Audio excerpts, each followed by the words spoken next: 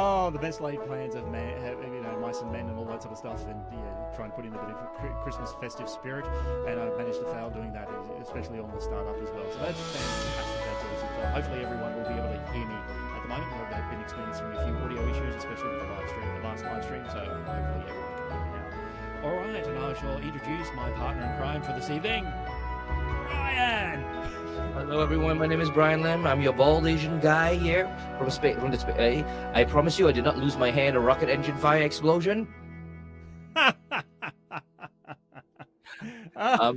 That's good. I like that. I really like that. That's fantastic, mate. And yes, I didn't expect that at all, to be perfectly honest. Let's be real here. Hang on. Sorry, I'm just trying to juggle everything at once. All right, so yes, all right, so just to let everyone know as well, there is also a question and answer section where you'll actually be able to ask us some questions at some point. Just remember that to be nice and polite to each other, as we always are. And if you go to put anything in the live chat, that I will bring it up on screen. And for some reason, it is cutting it off again. What on earth? Hang on, just let me see if I can try and live fix this, because, as professional as I am, this is unprofessional as anything. Let's see. No, that doesn't do anything. I wonder why it's doing that. Anyway, all right. So yes, if you ask a question, then yes, we might be able to respond, even though it's actually cut off. You're talking, and I know you're talking, and all that sort of stuff. And welcome to Arnold Chan. G'day, mate. How's it going? Welcome to the Igniting the Space Down Under. All right. And just to let everyone know as well that at some point, just by participating and asking questions and all that sort of stuff, you with the open chat, you can also have a chance to win some merchandise. There will be a giveaway during the live stream, so join us, ask a question, of course, and you could just win by participating, which is a pretty good deal if you ask me. So there you go. That's what it's looking like at the moment. All right, so I just want to remind everybody before we get too much further into anything, that first and foremost, everyone here loves the Australian space industry. Myself and Brian. Riley is an apology for this evening for the live stream. She had a sick dog. Apparently it's 42 degrees in Sydney. Is that right, Brian?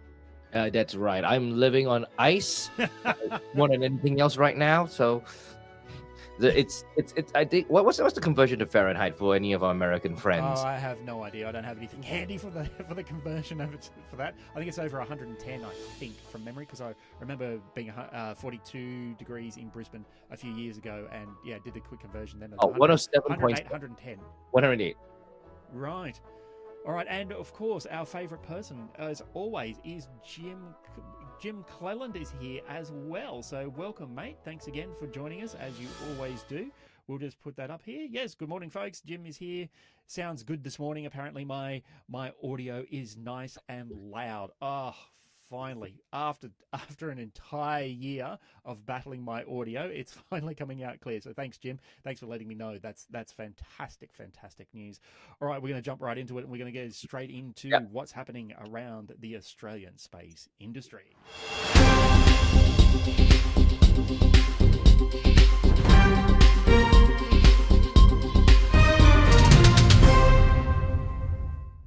So first up, we have Space Machines Company is to expand its Adelaide-based Mission Command Centre.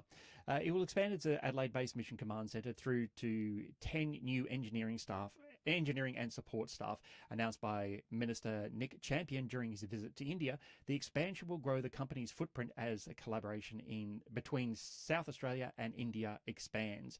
Based in Lot 14's Technology Hub in Adelaide, the Mission Command Centre will play a key role in the command and control of the 270-kilogram Optus orbital transfer vehicle, which is scheduled to be launched by SpaceX in 2024. The Optimus orbital transfer vehicle will be Australia's biggest satellite we managed to launch. In other news, we'll get on to Fleet Space. So Fleet Space has actually been ranked number 1 in the AFR Top 100 fastest growing companies. On November 29, Fleet Space Technology was named by the Australian Financial Review as the fastest growing company in Australia, with an annual growth rate of 582%. For those who don't know, Fleet Space is led by CEO Flavia Tata Nardini. Fleet started off by offering nano satellite technology and was able to launch these to low Earth orbit in November 2018. Since this time, Fleet Space has expanded into mineral exploration using a technology called Exosphere. Exosphere uses a combination of real-time ambient noise tomography through a device called Geode, which is pictured on screen, along with space edge computing and in-house software to estimate value of mineral deposits. Customers include, at the moment, Rio Tinto, Barrick Gold, and Core Lithium. Spirit has launched on a Falcon 9. So December 2nd saw the launch of Spirit on a SpaceX Falcon 9 from Vandenberg Air Force Base, originally reported in November under Igniting the Space Down Under. The nanosatellite Spirit is being led by the University of Melbourne. Whoops, too far.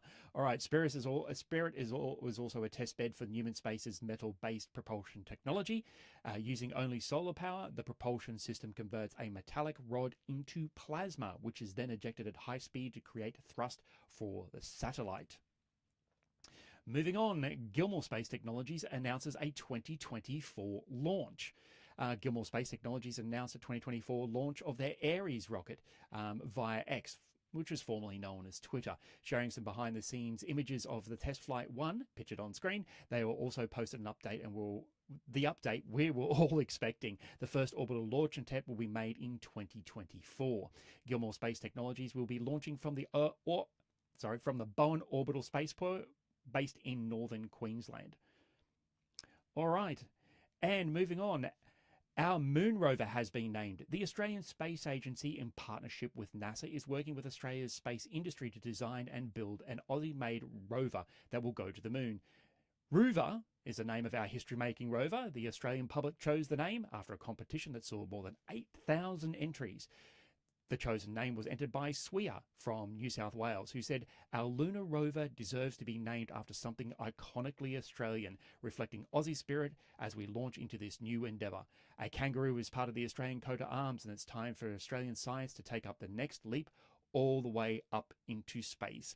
NASA will launch the rover in the future Artemis mission, and the rover will support global space science, exploration goals, and will also demonstrate Australian innovations on the moon." All right, let's go back to here. All right, so yes. All right, let me just clear that off the screen. We'll get rid of that one. All right, so some fantastic and inspirational news that's coming out of us. We've actually done quite a few different things with some of the leading launch companies as well as the fastest growing. So we're actually doing quite well, I thought. But anyway, Brian, thoughts? No, I'm glad to see what we're doing. Like, I know Flavia, I know Newman and the others. I'm really happy to see how Flavia is doing. Very happy she's number 1 on the fastest growing list. She's really made the company work, and I know how hard she's made that job is. So, respects to her for pulling it off. Yeah. I do that. Newman's stuff has always been interesting, right? It's like I can use aluminium as a fuel source. It's not every day you say I'll use a metal to run a rocket, right? Yeah, exactly. So I'm really keen to see. I followed him well. I'm keen to see how he works in space as an application. There's all these different ideas I know Davey talked about, and they didn't work out, but now they're working out. So we'll see how it goes. And my only comment I'll make about for the rover is like Roo-ver. Roo-ver. Yeah, Roo-ver. Right, sorry, Roo-ver. It's definitely iconically Australian. Although I gotta admit, as a publicly run competition, I was expecting Bodie McBoatface should make a show of itself or something similar. I wonder what would the Australian equivalent of that be? Kangi? Rover McRoveface? I don't know. Something like that. I just think it's really, really interesting that our our first rover to the moon is called Roo-ver, and I'm really grateful that we didn't go for something a little bit different. We, in line of the UK and what they did over there in terms of the boat that was launched, it was called Boaty McBoatface. I can't remember what that was in relation to, but I always remember the name, so that's very, very interesting. Oh, and we've got some comments from Jim, who's actually having some questions. So, Jim, it's great to hear the Gilmour Space will be launched, and am I going to be covering it? At this stage, I don't know, Jim. I can't actually say anything publicly, but at this stage, no. And that's about the only thing I can say publicly about it and in regard to that, because yes, I would like to do it. Yes, I would absolutely love to cover it, but yeah, it's not exactly up to me. And Roo-ver is actually inspired, and he thought it was totally unoriginal. He had a totally unoriginal idea, which was Bluey. Ah, that would have fit better. You're from the UK, aren't you? Why are you having a better Australian name than us Aussies? Yeah, I know, right? I know. It just would have made a lot more sense. A lot more sense if it had been called Bluey anyway. So, yeah, I mean, it would have been timely and whatever else, but I'm not sure about copyright restrictions about that sort of stuff. We'll just call it. Oh, maybe we should just call our rover Diggery-Doo, right? Oh, good grief! There's always one, and it's you in this case. Hey, at least I'm not calling it a digger, right? Yes, that's true. It could have been Digger. It could have been something a little bit better, but it is what it is, and that's what it's called. Yep. All right, so look, we're going to get into this particular section here, and this is predictions for the Australian space industry for 2024. I think it comes as a bit timely, and it was a good segue into this bit in terms of my predictions for the Australian space industry for 2024. I'll just go through those first, and then we'll get Brian's opinion on all of those and any of his predictions that he has for 2024. So, Gilmour Space Technologies will launch. However, my prediction is it will not make orbit. The reason why is because this is their first launch, and first launches don't always necessarily work. However, I do know they have put a lot of time and effort into making sure that the technology will work first time. However, launching is always different from testing. Once you put everything vertical, assemble it all together, yes, it always becomes a very different story as soon as you start to do that. The downside to what they're doing, unfortunately, is I haven't seen any tests. They might have kept them as in vertical integration tests, previous launches, static fires, anything like that. I'm not sure what they've been doing. However, they might have been keeping that very, very private and very, very quiet. So they may surprise us all and actually launch directly to orbit. My second prediction is that Hypersonics will test their vehicle on a rocket lab launch. So yes, that's what I'm thinking at the moment is Hypersonics will actually test their vehicle. So they've got a test vehicle. I've seen it in some of the media. I didn't get a chance to load the image, and I believe that they'll be able to test their vehicle on the rocket lab launch. Just not sure exactly what the end result will be. Hopefully it'll be good, but again, launch and putting stuff into beyond what you're testing is always an interesting scenario. So reality is always different. I reckon also at the same time, really Aussie here, I reckon that a Southern launch will actually host 4 launches next year. I'm going a little bit deep on that one, and I'm going to predict that Southern launch will host more than just one. They were supposed to do one this year. Unfortunately, that didn't work out. So no idea. And last but not least, I believe that, let's just see, ELA will launch a military satellite.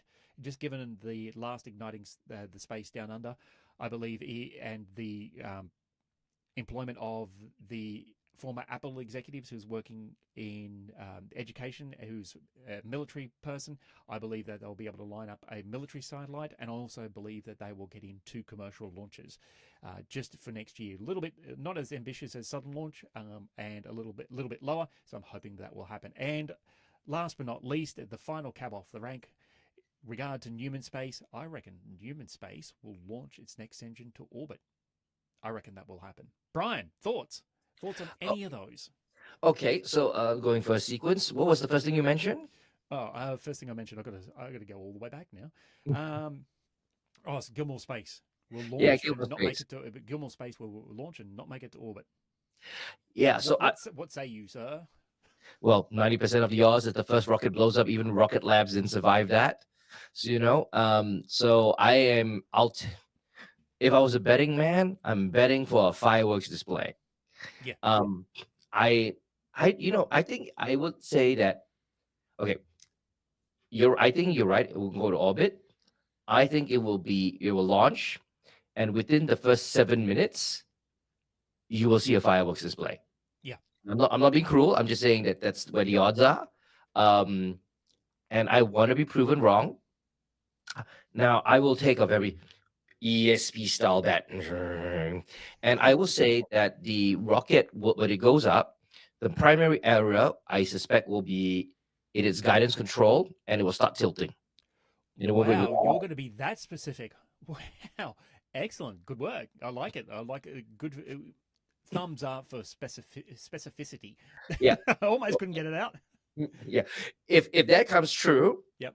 It's on YouTube. It's on the internet. Everybody knows I've said that, right? Yeah. So if it doesn't go wrong, I'm just another guy making false predictions, right? Yeah. Oh well, look, the other thing is too is don't get me wrong. I said it will not make orbit. You got to remember, I'm also rooting for them as well. I want them to actually make it. I want them to be flawless. I want it to be a perfect launch.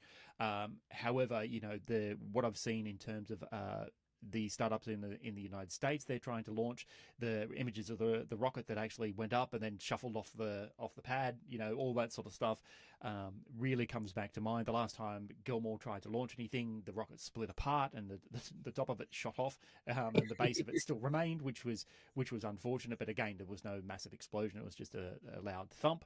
Yes, but yeah, so I am actually on their side, but I just don't think that it will make the orbit. However, I'd love to be proven wrong. Prove me wrong, Gilmour. Yep, I agree. I want to be proven wrong. I want to see everybody fly, succeed, and win, right? Oh, absolutely. And look, fair give it to Gilmour, give it to Fleet. Those two have been pushing harder than anybody else. Yep. And yes, success is our success. Yep. So as much as we say things, I want to say very clearly, good luck. I want to see it work. Give me a ticket. I want to see it in person too. Oh yes, yeah. Look, you and I, we could do an Igniting the Space Down Under live if you really wanted to. We could actually sit there and watch it. But I did have some communications from someone else who was saying, look, why would you want to go and see that launch? Because you'd be up there and it'd be like lots of preparing, and then nothing, and then you'd have to hold over to the next day. I'm like, I don't care. I'd love to just be there. I don't really mind. I just love to be sitting there and watching it, because as soon as it goes up, then that will be a really, really interesting thing to watch. Yeah, and with our own sovereign built rocket, like built on the Gold Coast here in Queensland, Australia, all designed and built from various manufacturers right around the country. It is just going to be a magnificent thing to see, and I'd love to be there for it. And yes, Brian, I would absolutely drag you along to it, providing you've got time. I know you've got businesses and stuff to run. All right, the second one I had was Hypersonics. We'll test their. Well, before we go to Hypersonic, we got a question coming. Oh, we do. We've got questions. I apologize. My apologies. Hang on, let me just get this all lined up. So we've got, hang on, we'll go back to this one, which was the Boaty McBoatface idea, was for the research vessel for David Attenborough. So that's how we ended up with Boaty McBoatface. And looking forward to hearing about Gilmour. Hang on, I've lost the window. It's disappeared completely. Well, that was an interesting thing. All right, let me try and move that somewhere else so I can read stuff. There we go. All right, looking forward to hearing about the Gilmour. My middle name, by the way. Yes, thank you, Jim. Jim Gilmour Cleland. Anyway, and southern launch activities in 2024. The thing the general public have to remember is launches, and it's tricky. Yes, absolutely, mate. Without 100%, absolutely the same thing. And Arnold. Thank you, Arnold, for putting something up as well. I do appreciate you participating in this. Let me just see if I can smooth this up a bit. See if I can expand this a little bit. Something's going on here. I just don't know what. Why is that not working? Oh, I've worked it out. Hang on. Give me a sec. I'll shrink this down, and I shall expand this out. It's user error. Look at this. Oh my god. Oh my god. So this is what happens. You talk while I fix this. You talk while I fix this. So let me read the question out. It is, what impact does Gilmour Space development of cost-effective launch solutions have on the accessibility of space for smaller nations and private enterprise? Good question. Yeah, it is a good question. Definitely, I suspect you're in the industry, my good sir, with that kind of question. So the first thing is, the more competitors, the better. It brings the cost of launch down. Let's be realistic here. Right now, there's only one company that monopolizes the launch industry, and that's SpaceX. And as much as I love them for everything they do, competition is king, and we need to have more competitors who can provide cost-effective solutions for other vendors. You know, so Gilmour's going to be one of those players. They're going to provide an option. They have to be cost-effective. You know, we talk about Rocket Lab, we talk about SpaceX. There are other launch providers going. If Gilmour has no choice but to be cost-effective to the market, and when they do so, they'll provide an option that other people can't do. And I think that's going to really help. Now, that means, you know, let's say Gilmour's launching and ready to send like dozens of rockets up every year. That means we can work with Gilmour to support other countries who can't do it. So if I go to Southeast Asia, one of the most populated, dense places, and a lot of islands with a lot of boats floating around, having a rocket go off over there is a bad idea, right? You know, oh, I just flew over a fishing fleet. Why did I blow up? And now I'm going to crash into everybody's lobsters, you know?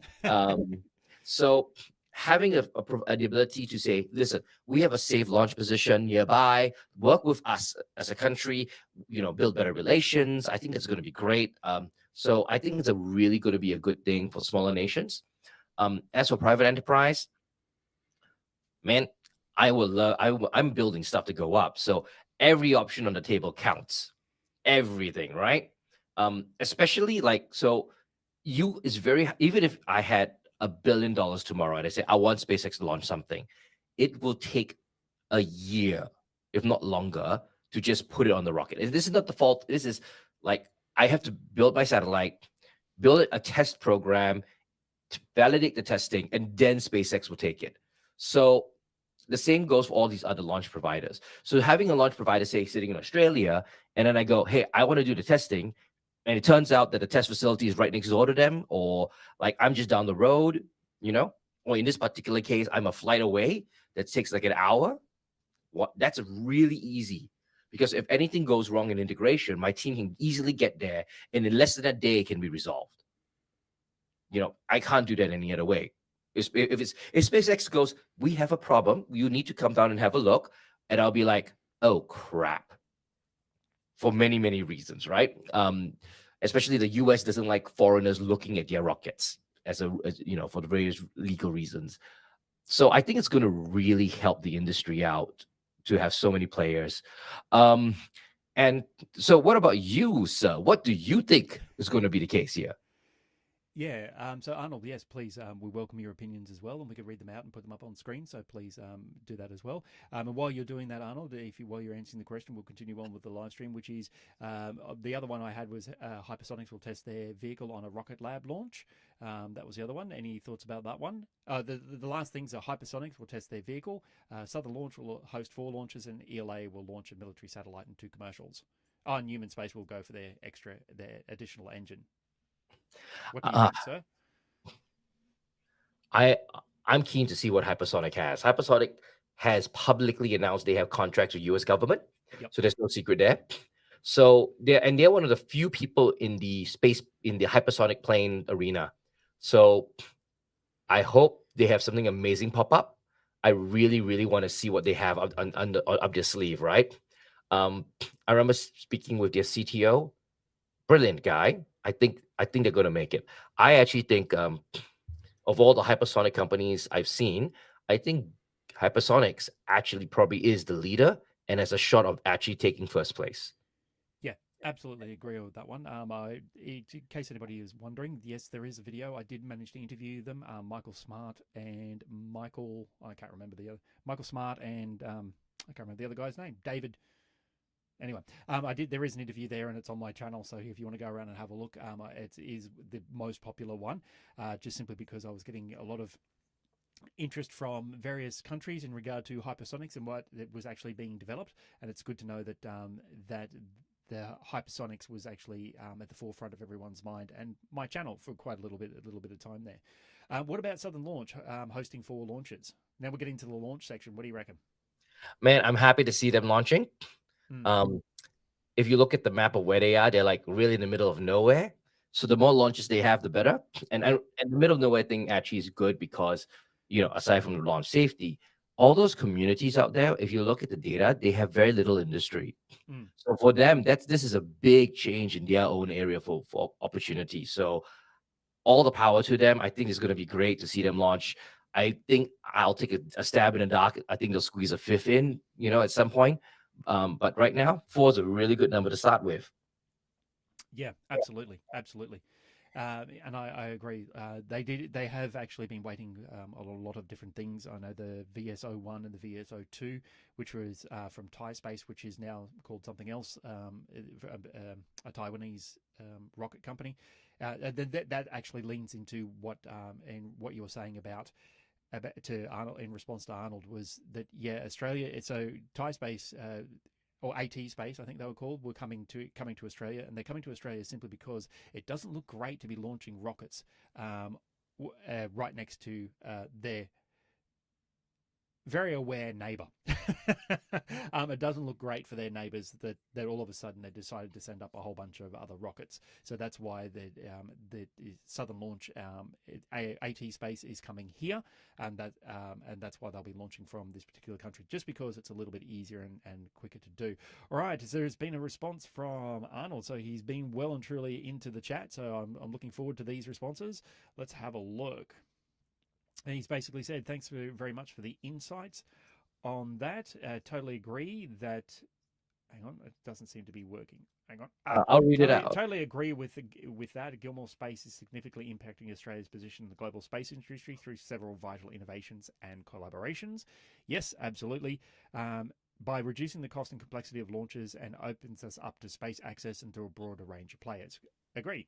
Totally agree with Brian on the competitions on the space launch sector. The UK have potential handful of companies, e.g. Skyaura, Orbex, etc. The UK government had too much faith in Virgin Launch. Yes, that's true. Yeah. I know enough about that, and I'm talking with Jim Cleland in regard to that.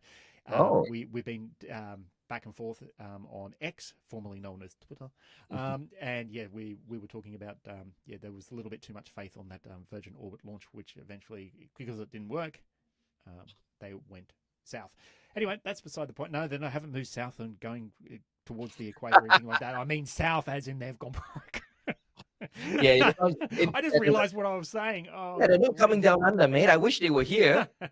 Actually, there was a point. There was a point a little while ago, last year or the year before, that they would have been very local to me.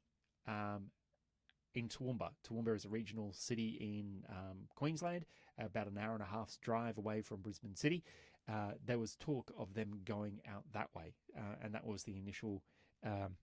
What they were trying to initially do in that particular instance. So yes, they were looking to move out in that particular direction, which I thought was interesting. I thought it was going to be really good. It was going to be really convenient. Let's think about that for a second, and then then it all went not well. I'm trying to choose the right language without it actually sounding like they're coming here. Anyway, so there you go. So ELA, what do you reckon about those guys? I said a military satellite and 2 commercial launches, and then Newman Space will launch its next engine to orbit. I think I can comment on it. I'll bet good money he will. I'll bet good money he's going to launch his second engine to orbit. I know he does keep his stuff close to his chest. But I can say 2 things. So first, he has made it public that he has won his U.S. patent, right? All right. I bumped into him at a conference. He was proudly displaying it. So if he's doing it like that and taking photos with it, I'm pretty sure that it's not a secret anymore. The second piece here is that he's got something. Like I won't. There's something here in what Newman is doing that makes you want to think it's like from, Star Trek or Star Wars. Yes. Like genuinely, like, I've looked into like the use of aluminium as a fuel in other areas, and I'm like, this is actually really impressive. For reference, the U.S. government defense has publicly said they're looking at using aluminium as a fuel source. And it is using aluminium to get hydrogen out of seawater means that they can have 5 times the energy density of diesel. Yes, I heard that. So, yeah. So, very, very interesting. He was the first to discover that in my network, and I totally respect that. Mm.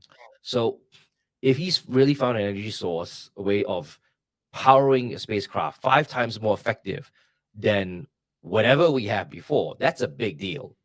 Yeah, that's a massive deal. That is a massive deal. Yeah. Yeah, absolutely. So, what do you reckon about 2024 for the Australian space industry yourself there, Brian? What do you think is going to be some of the key notable things that you would like to see or you think will happen in 2024, specifically for the Australian space industry? We're going to stick with that for the moment, just because we're going to get into the global one in a minute. Yeah. Okay. It's just going to be big and huge, and yeah, take us a while. Yeah. Okay. So, Australian side, I think it's going to be a year of deep contemplation and resets. But there'll be a couple of interesting ones come out. So I know there's a little startup that's doing laser-based power transfer in Australia, in Sydney. And I think that's going to start taking off quite considerably. I don't know if they'll say much next year. And I don't know the founders from above, so but I want to be clear. So I have no inside information. So there's no insider trading. I wish I could do insider trading because then if it were tradable, I would be considering. Yep. So it ties in. So recent Caltech announced, I think less than a week ago, that they have successfully demonstrated power transfer from an orbital platform to the ground. Oh, right. Yeah. Wow. And we all know that means I'm going to build a giant solar farm in space and build a little Death Star laser to point at the Earth. And instead of blowing up the planet, I'm going to be making sure you have your lights on at home. And I suspect there'll be a lot of companies, trying to talk about these things, and they'll take advantage of those conversations that are coming up, and like these companies. Yep, I agree with you. But however, are you pointing things at the Earth and trying to blow things up? You personally, or should I not ask about these sorts of things? Let me see now. No, nothing of that sort. That's awesome. That's awesome. All right, good to know. Any other predictions for the Australian space industry in 2024 that you've heard of, or you would like to just say out loud? Okay. You don't have to. My guess. So Aldia's head of the space agency, Enrico. Yes. I'll bet good money that he is going to become a mini celebrity. Yeah? Why? I have no idea. Like, dude, this is me doing the ESP thing, right? Yeah, I know, right? That's interesting.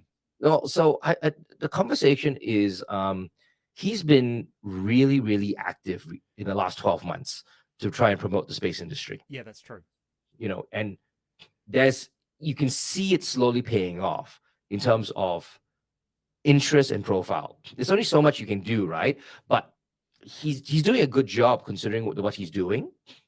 And I think there will be a point there'll be a threshold that will be crossed. And I think it's along the lines of there will be some commercial use case for the space industry that will reappear, or some other national security. I don't know. Some event will occur that will bring the space industry back into the limelight in Australia. And then he is going to be like front and center. Right. Now, what that means, what that looks like, I have no idea. Dude. Mate, I love it. That's a good prediction. I can't really think of anything immediately about what would do that or what would create that, but that's excess. That's okay. I've lost words. You've impressed me, mate. That's awesome. I love it. It's like a horoscope, right? It's sufficiently accurate that you think it's going to happen, but sufficiently vague that you can't get it wrong, right? I'm just saying. Oh, by the way, we've got a comment from Jim. By the way, we'll go back to our questions and answers, and we'll put up Brian's predictions. There it is. Look at that on screen. It certainly is a head scratcher, isn't it, Jim? Certainly is a head scratcher. It just makes you just go, what? And that's the other thing is like, I know Brian. It's like, what does he know? In this particular case, I will wholeheartedly admit that I know nothing. Yeah. Okay. Cool. Good. But I do like your prediction. That is a solid prediction, and I really hope it comes true for Enrico. So because he's been behind the scenes for a very long time. I think it's about time he actually came out in the open, and this might be what it is. It might actually turn into his own mini celebrity. All right, we're going to press on with some global space news. Yes. All right. Let's go.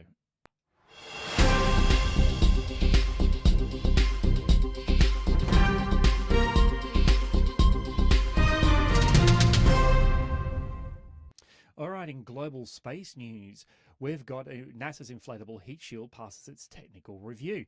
NASA's flight test article came back screaming back from space at more than 28,900 kilometers per hour, or 18,000 miles per hour, reaching temperatures of nearly 1,500 degrees Celsius, or around about 2,700 degrees Fahrenheit, before gently splashing down in the Pacific Ocean. The test flight was for an inflatable decelerator or inflatable shield and was originally launched on November 10, 2022 aboard a United Launch Alliance ULA Atlas V rocket. NASA has been developing these technologies for over a decade, and at a recent post-flight analysis assessment at Langley Research Center, the team discovered that the shield appeared pristine with minimal damage. NASA is now investigating future applications, including partnering with commercial companies to develop technologies for small satellite re-entry, aero capture, and cislunar payloads. Landspace is to build a fully reusable stainless steel rocket. On the 21st of November, Chinese startup Landspace unveiled plans to develop a reusable stainless steel rocket. I'm going to murder this, and I apologize up front for anybody from China who's listening. The Xingxi 3 will use stainless steel propellant tanks and methane liquid oxygen propellant for its rocket engines. It will be a two-stage launcher with a payload capacity of 20 metric tons to low Earth orbit, an expendable configuration. Recovery of the first stage downrange will actually provide a performance of 16.5 tons to low Earth orbit. It will also offer return to launch site capability with 11 tons to orbit. A render of the rocket, which you can see there on the screen, shows the grid fins and the deployable landing legs on the first stage. Now we get to the big one. Attention all operators on countdown 1. This is the final go, no go.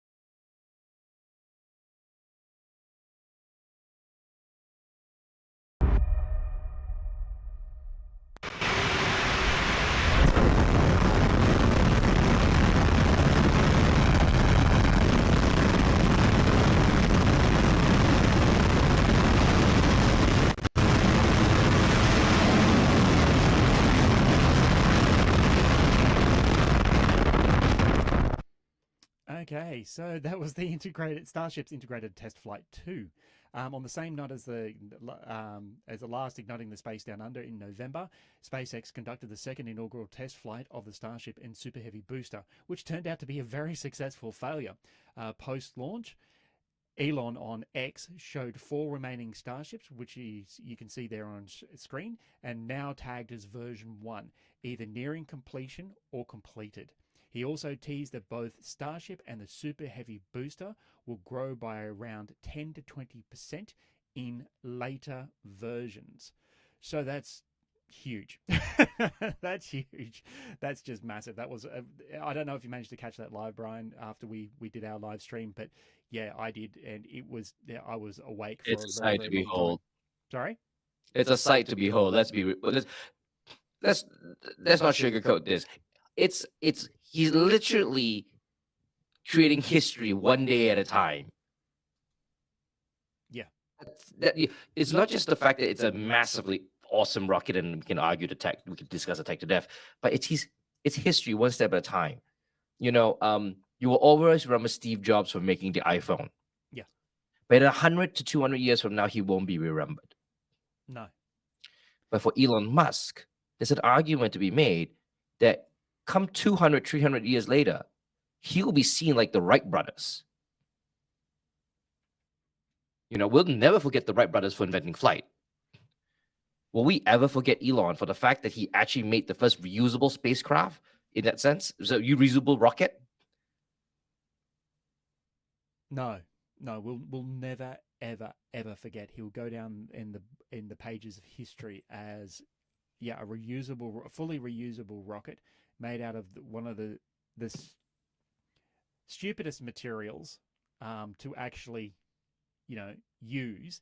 But it makes sense in the end that they're using stainless steel. It makes perfect sense when you look at the material versus the weight versus whatever else and the strength and what it offers and all that sort of stuff. It just boggles the mind, though, that they're able to do that, and it just, yeah, it leaves me speechless every single time. And I got chills. I literally got chills again when I watched that. The whole sound and everything of it launching, even the excitement of the SpaceX employees and all that sort of stuff. It was absolutely amazing. And yes, as Jim Cleland is saying, there's something incredibly emotional about watching, even watching on television, about a rocket launch. I'd love to see this bird show its full potential. And yeah, that's it. It hasn't even started with its full potential yet. What launched was version 1. Hey, Josh, so here's actually an interesting thing. And this is, I also ask everybody who's on chat with us, would you go to a cinema to watch that particular stream live so we can have the damn subwoofer turn up to 11? Yes. Oh, look, I've got pretty good subwoofers and that at home. That's probably revealing a bit too much. Anyway, that doesn't matter. So I've got good subwoofers at home, and yeah, I didn't have them on. I was watching it very, very quietly in the middle of the night because it's middle of the night here in Australia. It was only dawning there in the United States, and I had to keep it all quiet. But watching it next day, playing it back, I had the subwoofer on. There was no one home, fortunately, because people went out for pick a reason. And yeah, I had the volume up high and loud, and it was shaking the windows, and I'm sure my neighbors have just gone, whoa, what are you doing? So yeah, and yes, and the people who were joined us on the live chat are also saying yes, of course they would. They'd go and see it. And Arnold has also said yes for absolute sure. Yeah.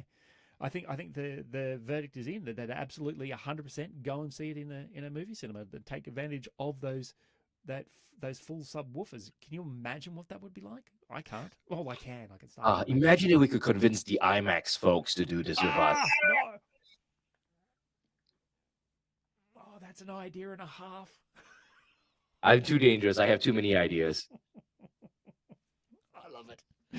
Sorry, the evil side of me just came out. Then you just saw it, didn't you? They're like, oh, I love it. If you're gonna do evil, then you gotta talk the evil thing. Let's talk evil. Anyway, all right, let's go back to the normal voice, shall we? All right, so in terms Well, of global predictions for the global, or in terms of predictions for the global space industry, mate, what do you have on your radar? We've seen some really good things there that were topping off the end of the year. Oh, there was much, much more, but these were the main highlights that really impressed me. Brian, what's your predictions for the global space industry for 2024? Let's look at the rest of the planet now. all right. At the request of Jackson Thomas, who has just joined us Oh, on Jackson. chat, I will do it in my Dr. Evil style voice. Let's see now. What are my predictions? Love it. Go for it. Go for gold. All right. So I totally expect my laser shocks to be orbiting the Earth. Freaking laser beams. Yes. Sorry. Um, I can't do it. I can't hold the thing and not laughing and not do the predictions. Oh, come on, man. Do you predict? Don't do the voice. Just do the predictions. Yeah. All right. Okay. Go for gold. Okay. Yeah. So okay. I have in head this well, first we're gonna see Starlink going berserk and everybody else launching stuff for it. So I'm guessing that next year will be the announcement of but basically the astronomers have given up and have somehow made an agreement to go, we're gonna just put our telescopes in orbit. We're gonna skip the ground, go to orbit, and put it into a higher orbit than all these satellites so we can just avoid all of this mess. And they're going Isn't to that be called the Hubble Space Telescope? well, yeah, you got a few of them right up there. Yep. But I think they're going to do big, but they can't be big. That's the difference. The ones on Earth can be huge, right? The one in like Chile is like massive, Yep. right? Oh dear. Oh my. Get a drink of your icy water. Make sure you take care of yourself, mate. Oh, yeah. Okay. So for folks to give you an idea of how cold it is, how hot it is, it's 42 degrees C in Sydney, and it's 107 on the Fahrenheit. That I am surviving literally on a gallon of ice. That is how I'm surviving here, right? Yeah. There is water in this thing, I assure you, but there's more ice than water on purpose. Yeah, because it's Australia, guys. It's hot. You guys, if you're in the Northern Hemisphere, Jim, and yes, you've shown me photos of how lovely and snowy it is in Scotland. Dude, it's really hot here. It's really, really hot. Yeah. So because SpaceX Starship is now going to be a reality too. It's going to be so much cheaper because I think the target price tag for the Starship is going to be $250 kilo to orbit. $250 per kilo to orbit. Yeah. Falcon 9s right now is like $5,000 a kilo. And the scenario being is that if that's that cheap, you could start launching megasats, right? You could actually, like right now, if you do a 9-ton satellite, that's considered massive. It's so rare. Yeah. Like 1.5 tons, I consider okay. But when you have Starship is that cheap, you're going to build 10-ton satellites on the regular. And you're going to have these mega telescopes, I think, that will go into space. And Jim, I hate you right now. I just saw your comment of the temperature. Oh, and hang on. Where's comments haven't shown up. Oh, there we go. Here it is. Hang on, I'll put it up on screen so everyone can enjoy this. Oh, there we go. UK temperature is roughly 5 degrees max. Oh, Jim. That is the temperature probably of what's inside my cooler right now. Yeah, inside our fridges, mate. That's about as cold as our fridges get. Oh, good grief. Yeah. Oh, and Alan also has put in something as well that's cooling down at the moment. Not bad for now. All right. Well, I don't know where Arnold is, but yes, cooling down at the moment. You might have to share some more details. Anyway, Brian. Yeah. So like I think I think that these mega launch projects will be they'll start being announced because they're not going to be announced until they know SpaceX is reasonably secure in its position to do what it's doing. And the next thing I will also say is we're going to see a lot of people talk about how the space industry is going to be related to defense. Yes. I know we don't talk really about defense stuff here on the show, and I think it's a good reason why we don't do so. But I think you'll see a lot of articles talking about how space technology and defense are going to line up next year for all the things that we're concerned about as well. Yep, absolutely. Yeah, so just to let you know that Starship, in terms of what you were saying, absolutely without a doubt. I don't think they'll launch anything heavier for Starlink specifically, just because Elon has already said it's going to be like an inverted Pez dispenser with the current version that they've got. They're going to be able to launch 1,000 of them at a time, like at any one time, an inverted Pez dispenser. So they'll just come out and shoot straight out. Speaking of which, my prediction for Starship, because I've got one here as well, is that they'll actually make a moon run. No passengers. I believe they'll get to they've got enough at the moment, and we've all seen enough evidence now that they've got a few more version 1 sitting there. I think version 2 will come out very shortly, and version 2 will be a quick lunar run, and because they've got at least 3 or 4 that are sitting there that are ready to go. I believe that they'll get through those quite quickly. I believe they'll get through them. And they'll be able to test everything they need. It won't be a full, what would you call it, a full decked out version of Starship. It will just be a Starship, maybe the last one that's still empty and it's just a tank. They'll just send it around the moon to actually see if they can learn anything by doing a flight around the moon. The other predictions I have, did you have any others, Brian? Or was that just the one? No, I'm just curious. I'm more curious about what's going to happen next. My thing I would say is I expect a lot of space companies globally to be closing shop. No surprise, everyone talks about the recession and the high interest rates. And because space companies require about like 7 years of massive amount of investment before they generate revenue as a rule of thumb, Yep. A lot of them are not going to be able to get the capital that they need, just because it's not as available as before. When you're in a 0% interest world, it's nice and easy, right? Yep. Now when we're shooting some like for 4, 5, 6% or something ridiculous like that now. I had a friend who's getting a house in Australia, and he's being evaluated for a 10% per annum interest. Oh, I felt my heart that time. Oh. Yeah, we're not talking even single digits here, right? Like we're in the 2-digit territory. This is it. So his interest rate will be lower than that, but they are preparing as if he is going to take a 10% position. And it's Wow. quite likely he will be at a 10% position, unfortunately. Wow. Yeah. For those people who are overseas, who are tuning in from overseas, apart from Arnold, who seems to be in Sydney apparently, the Australian Federal Reserve, which that actually controls the interest rates, the cash interest rate, it keeps putting it up 0.25% every time they meet. They did do it 13 times in a row, coming from a cash rate from about, I think it was 2%, and now it's heading all the way up to 6, 7, 8% now. And it's as Brian, as you say, the banks always put something on top, and 10%. Oh, I really felt that hurt. That really hurt. Any other predictions you've got going for 2024? No, so that the only other prediction. Okay, Yep. This is half fun, half a prediction, right? Go on. So I recently discovered this. This was published in 2017. So I was like, I feel so out of date by the fact I only found out about this now. So apparently, the radio frequencies we have produced on Earth has created a bubble around the Earth that deflects space radiation. Oh wow. This is 2017. The paper was published. So this is like, I feel it, like, what the heck did I miss? Yeah. So I've been reading this paper, and I'm still getting my head around it. There's a lot of physics here that I don't understand, but this is the first time I've ever heard of radio waves deflecting radiation. That's news to me. That's Yeah. interesting though.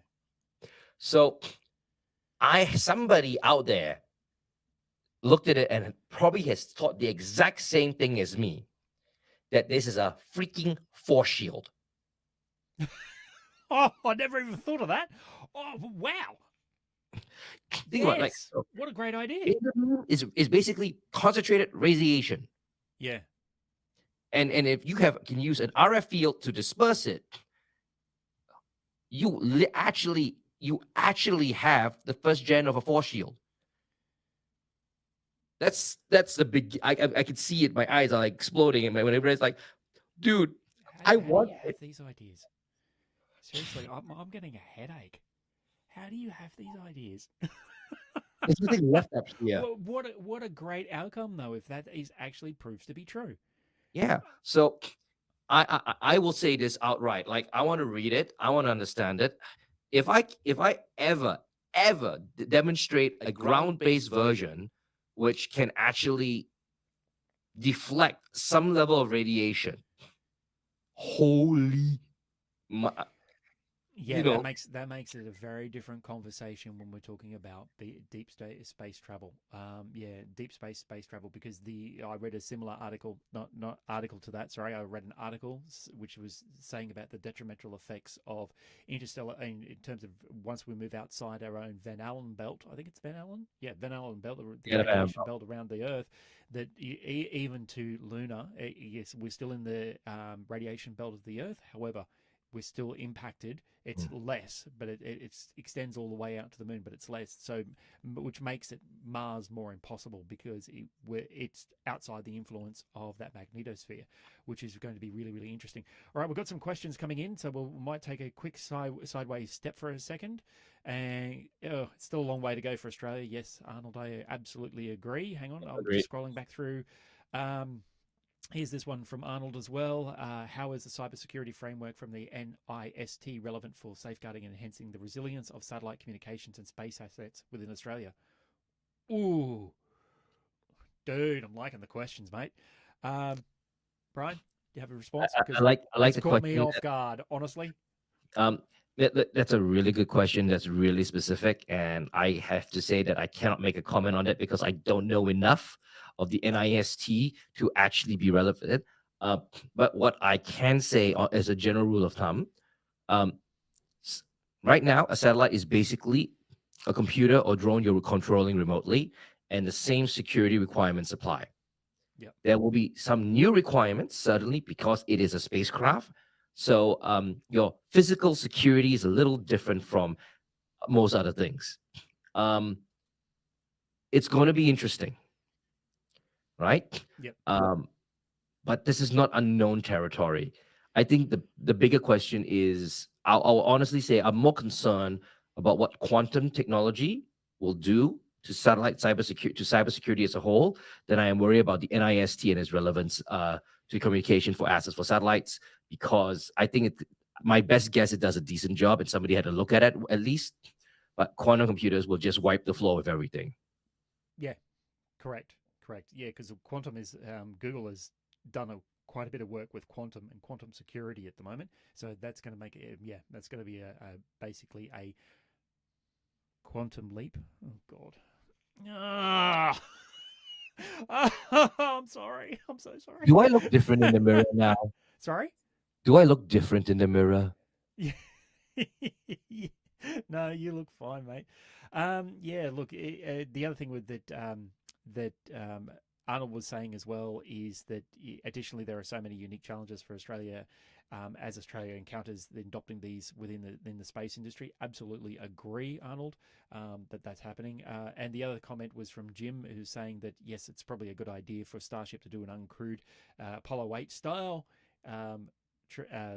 Cislunar or translunar or lunar orbit around. So yes, absolutely agree. And then things have gone a little bit weird. It's like yes, question: does Brian have an underground layer and a fleet of laser sharks and fembots? We don't know because he's always one of those mysterious characters that just makes me do like Arnold and just laugh a little bit out loud about that sort of stuff. All right, so we're going to come back to my predictions just quickly about what I think will happen in 2024. Just building on what I said before was the Starship will make a lunar run. I also think India will do the same. I think they're very, very close to making a lunar practice run with their crew module. There'll be no one in it. It'll just make a lap of the moon or a couple of laps of the moon and very much be on its way back. I believe they're a lot closer than anybody actually thinks or believes.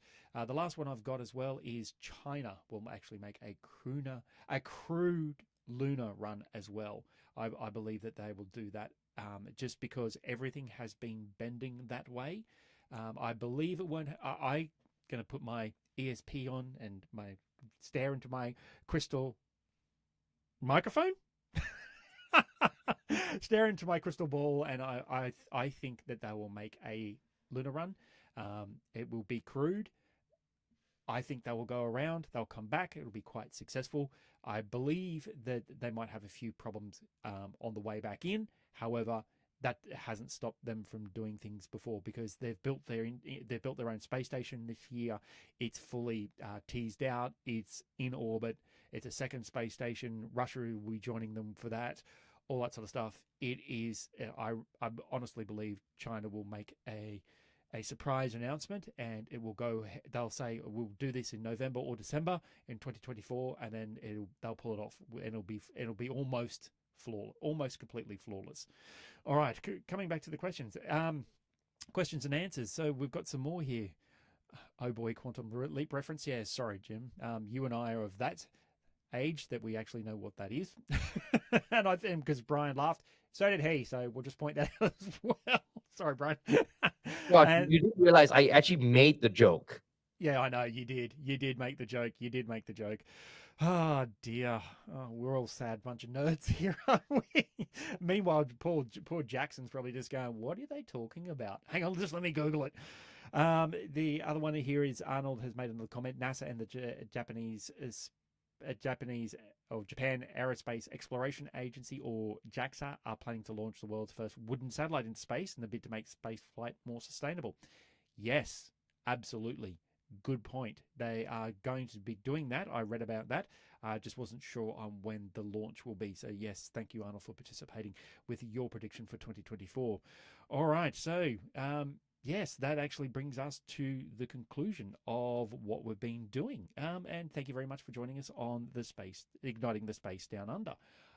Yeah, thank you very much, Brian, for joining me. And everybody online, of course, thank you very, very much for joining us here as well. If you want to know any more info about Brian, I've placed links to everything in the description below. The ones in the articles and stories and everything haven't come through as yet.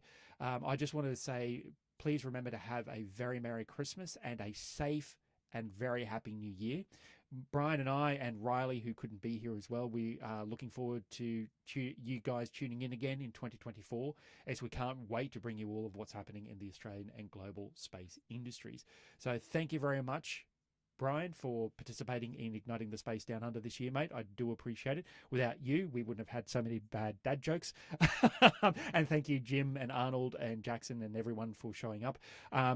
Merch, before I go too much further. Oh yeah, you got to do the merch, man. I got to do the merch. Oh, the merch. And the winner will be, we'll go with Arnold. Because you know how scientific that is with me doing everything. So Arnold, yeah, you'll need to reach out to me, mate. And just make sure that you let me know all your details. Yeah, and have a look at the Space Down Under merchandise. If you go to the homepage on the website, you'll find there's one there that says shop. Have a look through everything that's there and choose something to your liking if you wish to have that. And I'll basically send it all through to you. It's all made here locally in Brisbane, and so therefore, if you want to go and try and get some yourself because you've missed out this time, you can most welcome do so. It all ships locally from Brisbane, and it all ships internationally as well, so it's all drop shipped and everything like that. So all right, thank you once again, Brian. I hopefully will get to see you in the new year. Oh, hang on, just before we go, one moment please. We're going to do an Igniting the Space Down Under, and we're going to do it live. And I'm going to be in Sydney, sitting right alongside Brian in his studio. So yes, so looking at around about the 5th of January at this point. Haven't announced anything to Brian yet. So Brian, I'm coming down there. Okay. Yes. You caught me live on air. You can't say no. Look, Brian and I have already talked a little bit about the possibility of me going down there. We were talking about dates and all that sort of stuff, and I'll believe I'll be in Sydney on those dates. So yes, at this stage, it's looking like it. So yes, I'll be sitting alongside Brian, and hopefully we'll get Riley into the studio as well, and we'll bring you Igniting the Space Down Under, just as a 3-way general chat between all of us in January. And January 5th is what we're looking at, around about the same same bat time and the same bat channel as always. This one, the Space Down Under, and we'll come to you live from Brian's studio at Dandelion. So yes, we'll get to do that. So. All right, so once again, thank you very much, everyone, for joining us for this episode of the Space Down Under, Igniting the Space Down Under. If you like this live stream, you absolutely know what you have to do. You have to go and like, subscribe, do all those things, and share it as widely as possible. And thanks very much for watching the Igniting the Space Down Under. And remember, as always, stay caffeinated.